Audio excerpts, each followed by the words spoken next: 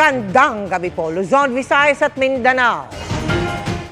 Lumakas pa at isa ng tropical storm ang bagyong Krising habang lumalapit sa kalupaan sa Luzon.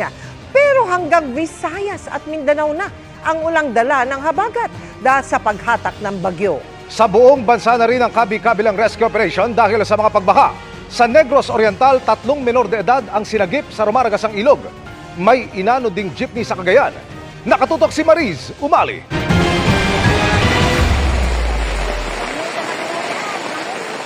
Sa gitna ng malakas na ulan, bumigay ang suspension bridge na ito sa Patnongon, Antique. Ang mga residente lumusong sa baha papunta sa tulay. Hirap sila sa paglalakad dahil sa rumaragasang tubig.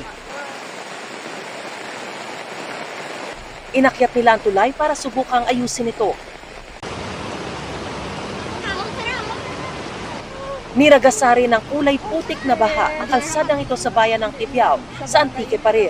Ang isang lumusong na sasakyan naipit sa gitna ng rumaragasang baha. Ang mga lugar na nasa kanlurang bahagi ng bansa tulad ng Antique ang kabilang sa nakaranas ng matinding pag-ulan at malalang pagbaha dahil sa habagat na mas pinalalakas ng bagyong Krising. Sa Aklan, halos kalahati ng mga unang palapag ng mga bahay sa barangay Minaa sa Ibahay, Aklan ang lubog sa baha dahil sa walang tigil na pag-uulan. Ayon kay Youth Cooper Wenny Taiko, maaga raw lumikas ang ibang residente. Sa Kalibo, iniligtas ng isang lalaki ang isang asong na trap sa Aklan River. Ayon sa mga residente, may iba pang hayop na nailigtas ang lalaki sa ilog, gaya ng mga baka at kalabaw.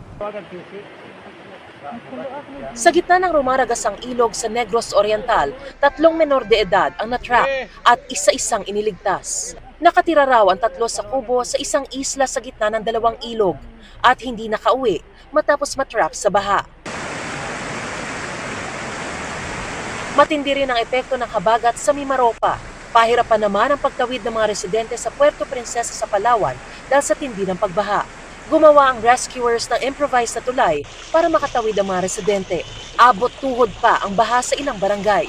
Sa barangay Siksikan, 88 pamilya ang na-rescue mula sa mga binahang bahay. Lubog na rin sa baha ang ilang bahagi ng El Nido sa Palawan dahil sa habagat at bagyong Krising. Ang mga residente sinundo ng rescuers gamit ang rubber boats. Sa bayan ng Rojas, mahigit 300 individual ang nailigtas sa 3 barangay. Sa bayan ng Taytay, nalubog sa baha ang ekta-ektaryang taniman. Sa Occidental Mindoro, nagmistulang ilog ang bahagi ng poblasyon Kalintaan at Bypass Road dahil sa lakas na ragasan ng baha. Gumamit na ng lubid ang rescuers na sakay sa bangka para makatawid sa kabilang bahagi. May mga paaralan din na pinasok ng baha. Habagat din ang nagpapaulan sa Mindanao, tulad sa Maguindanao del Norte kung saan stranded sa gitna ng laot ang social workers dahil sa malakas na ulan. Ayon sa grupo, nasira ang motor at naputol ang katig na sinasakyan nilang bangka. Malapit na sa Pampang na mangyari ang aberya, kaya na-rescue agad ang grupo. Sa Zamboanga City, nagkasira-sira ang mga bahay sa dalampasigan dahil sa malalakas na alon. Ayon sa lokal na pamahalaan, mahigit 200 pamilya ang lumikas dahil sa insidente. Direkta namang naapektuhan ng bagyong Krising ang ilang lugar sa Luzon, kabilang ang Cagayan kung saan nakataas ang signal number 2.